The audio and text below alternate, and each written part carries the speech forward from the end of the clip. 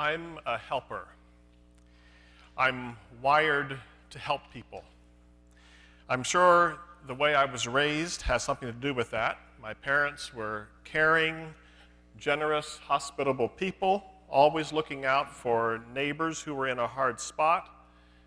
And they were raised by missionary-minded parents who were constantly out and about among those in need, whether in the jungles of India, as Esther Augsburger shared last week with the children about my missionary grandparents and my dad, her brother, or on my mom's side, whose family lived in a mission church in Columbia, Pennsylvania.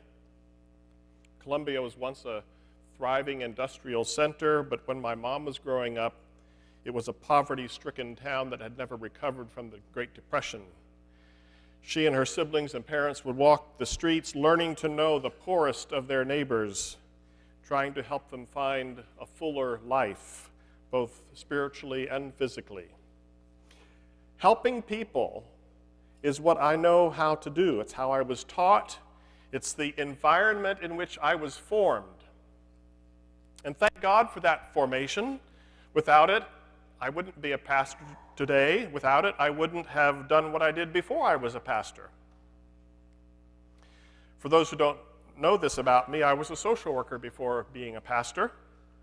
Straight out of college, I took a job as a case manager for Older Americans Council in Gainesville, Florida, a nonprofit agency that served senior citizens living at home, giving them the resources they needed to stay at home as long as possible. Meals on Wheels, home health aides, emergency alert systems, and housekeepers and the like.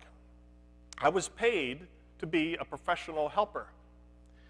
The agency gave me a desk, a phone, office supplies, reimbursed mileage when I drove into remote rural areas. I even requested funds once to establish a branch office in a small rural town so I could be more accessible to those I was helping. I became a very efficient helper. Now, relative to other professions I could have been in, working at a state-funded nonprofit was bare bones. My salary was low, resources were relatively few, but relative to the people I was helping, I had power and resources to spare. Still, we had to set limits. The one being helped had to be poor enough, had to be impaired enough. So I, a low-paid 24-year-old guy in jeans and driving a beat-up car, had the status, the education, the resources, and the power of the state behind me to give and withhold help at my discretion. And those getting the help just had to suck it up and allow the necessary indignities of having a guy with a clipboard sit at the foot of their bed and ask them how much they made each month in Social Security and how much money they had in their bank and whether they could go to the bathroom by themselves. Now, did I do a lot of good for a lot of people through the social services I put into motion? Absolutely. Because of what I did, some people lived longer and happier and safer in their own homes. I'm glad about that. But I could never quite get over the nagging feeling that my helping reinforced my position of power and reinforced their position of powerlessness. There is a shadow side to being a helper. This is true for well-meaning 24-year-olds with a clipboard, and it's true for groups and institutions like the church. Any of you directly involved in any of our mission and outreach efforts here at Parkview have come, I think, face to face with this nagging awareness that helping others is complicated. When we open our doors to shelter and feed our homeless neighbors, when we send funds to our mission agencies, when we support the development and relief work of Mennonite Central Committee or Mennonite Disaster Service, when we support the Sharing Fund of Mennonite World Conference, when we give funds or send people to help out our sister church in New Orleans' 9th Ward, when we support local groups like People Helping People, New Bridges Immigrant Resource Center, Our Community Place, many others, we are certainly answering God's call to love our neighbor. And that we must do and must continue doing. We cannot turn our back on our neighbors who are poor or marginalized or are fearing deportation. But let's be honest with ourselves. Helping others puts into motion new relationship dynamics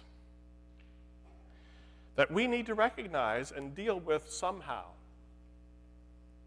How do we, who enjoy a position of higher status and greater privilege and more resources, help without creating dependence or disempowering those we help? How do we keep from being overprotective of our own power and resources? How do we keep from slipping into a controlling posture that will only extend help if the helpee fully cooperates with us, plays by our rules, submits to our authority, meets our expectations? Help, when given from the top down, is always, in one way or another, exchanged for something else. That if not actual material or money to be repaid later, then it's some intangible benefit that we get in return now. Maybe it's public recognition. Maybe it's psychological or spiritual benefit that we get. Maybe it's an unspoken or even unrecognized expectation that helping the less fortunate will ensure that our respective roles, the helper and helpee, won't ever get flipped upside down. Helping from a position of power can reinforce our position of power, whether that's intentional or not.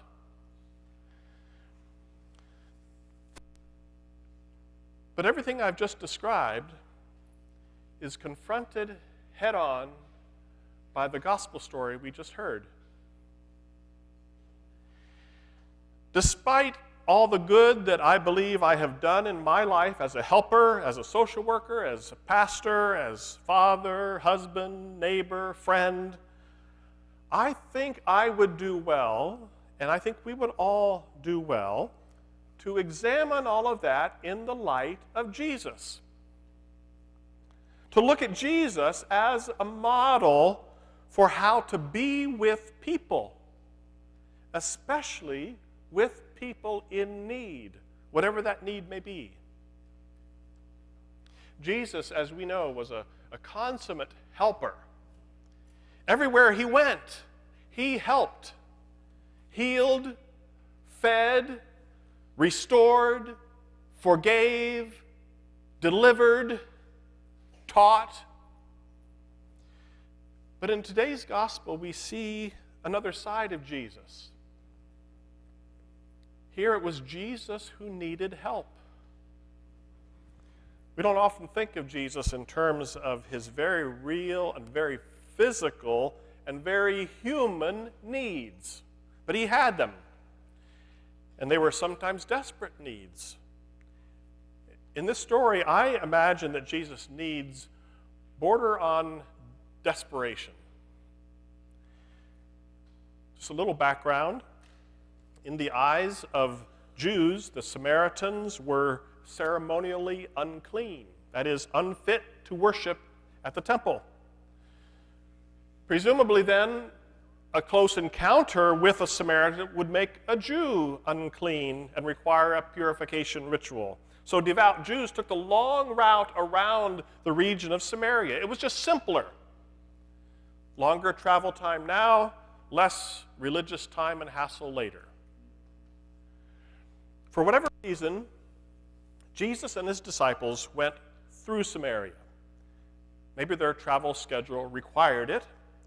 Maybe they were running low in supplies, but they calculated, I suppose, that it would be better to take the short route and pay for it later. As soon as they arrived in the town of Samaria, the disciples went into the city to buy food and supplies. Jesus stayed by the well. Why?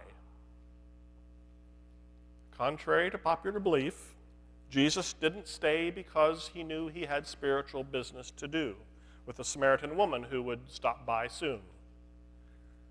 We know that was not the reason, because John 4:6 tells us exactly why he sat down by the well. He was exhausted, tired out by his journey, John says. Traveling on foot was grueling. I expect Jesus was wobbly on his feet by that time. As a rabbi, I doubt he had the stamina of some of his fisherman disciples. He says, "You go get the food. I've got to rest." So there he sat at the well at noon in the heat of the day, alone, hot, thirsty, without a bucket. I'm guessing he was eyeing everyone who came along thinking, anybody have a bucket? Anybody? The odds of someone coming to the well at noon was pretty slim. So when the Samaritan woman came along carrying a bucket, don't tell me that Jesus' first thoughts were, oh, here's a chance to teach a valuable spiritual lesson. No, his only thought was getting water from that bucket. It was pure need that made him ask, will you give me a drink? Simple, straightforward question, will you give me a drink? Except it wasn't that simple. There were other layers here. She was a Samaritan. She was a woman. Both those facts put Jesus in the power position. This was not a conversation between equals.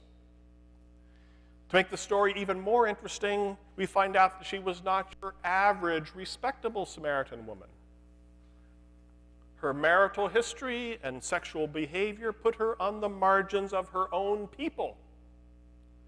She came to the well alone at noon herself, instead of morning or evening when other women would be there socializing and drawing water together. But Jesus puts all these significant power dynamics aside and expresses his own need. To this woman, to this marginalized Samaritan woman, Jesus let his human vulnerability show. He made no pretense. He needed her.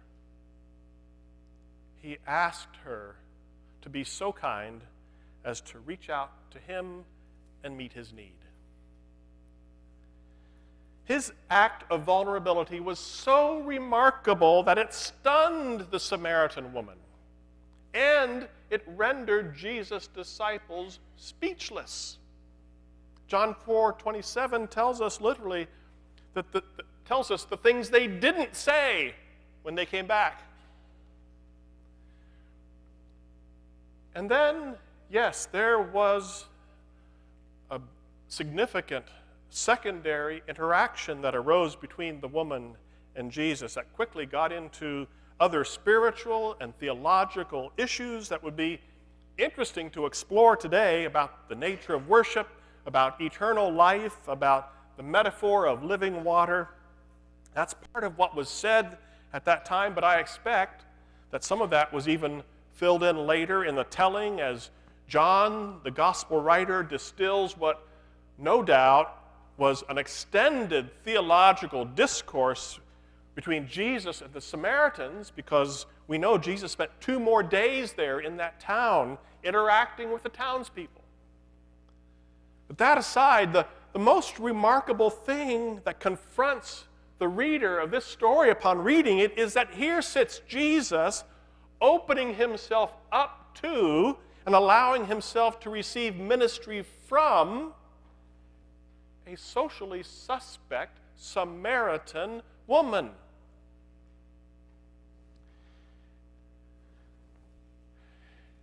And here we also sit today,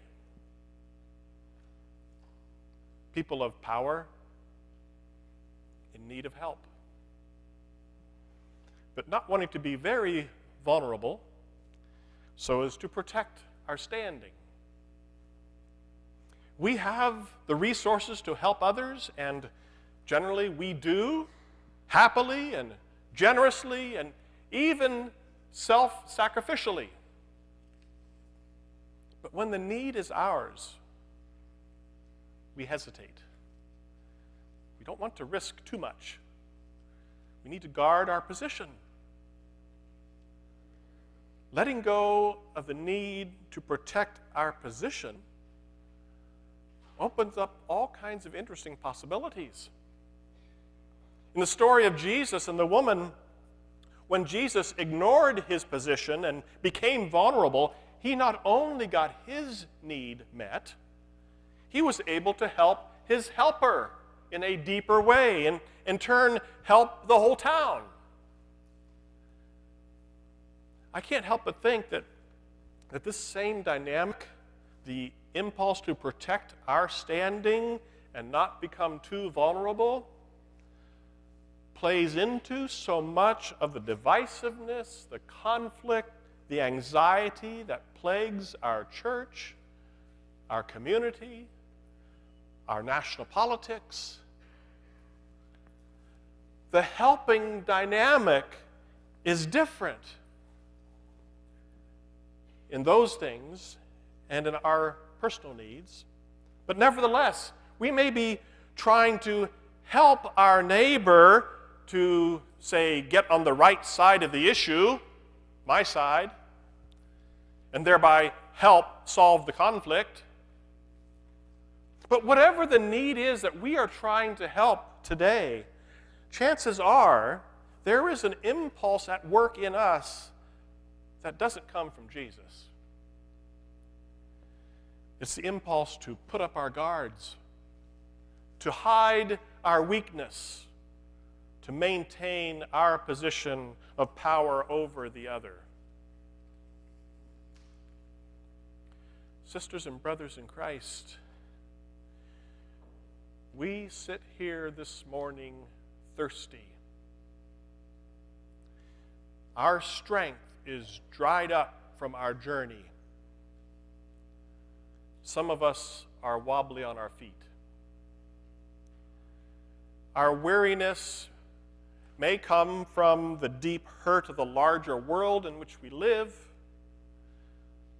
Our weariness may come from the wounds that we experience much closer to us, from strained or broken family relationships, from loss and grief, from prolonged conflict, from insecurity about our future, from being betrayed by persons or institutions that once we had trust in, from internal spiritual struggle playing itself out in our lives in ways we don't fully understand. But I know from personal experience and from conversations that many of us here today thirst desperately and have no bucket,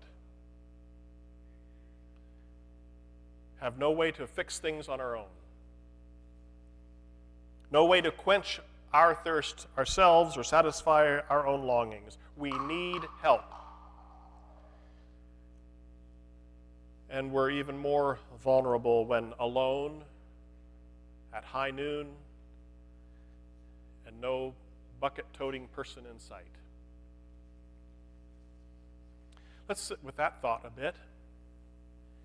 Consider the source of your own weariness and thirst.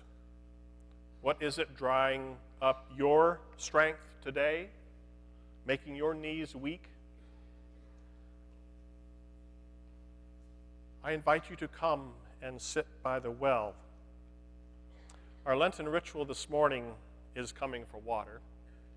As you might expect, and this water you see is right here at the table, our well. But there are no drinking vessels at the well. You will need to come to this well and wait for someone else to come and help you draw water.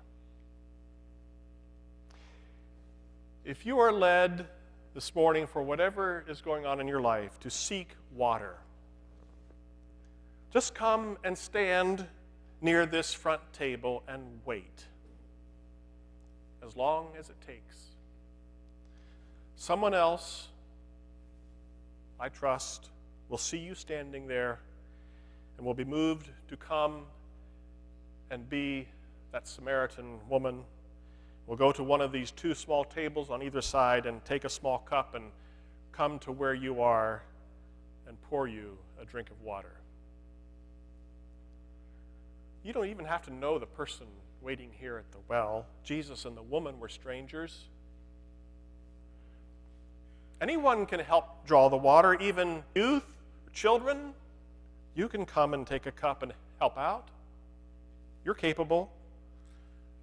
Remember the relative position of the helper and helpee in age, gender, status. Does not matter when you're thirsty. All are welcome to come as those who thirst or as those with a bucket. Come while the rest of us sing again. Bring me little water, Sylvie. No matter what the source of your thirst, come to the well and wait. And no matter your connection to the one who thirsts, come and help them get water. Or do both. In the story, Jesus and the woman were both the helper and the helpee in different ways. So here we are together at the community well. Come and be refreshed by the water of God's Spirit, carried by God's people.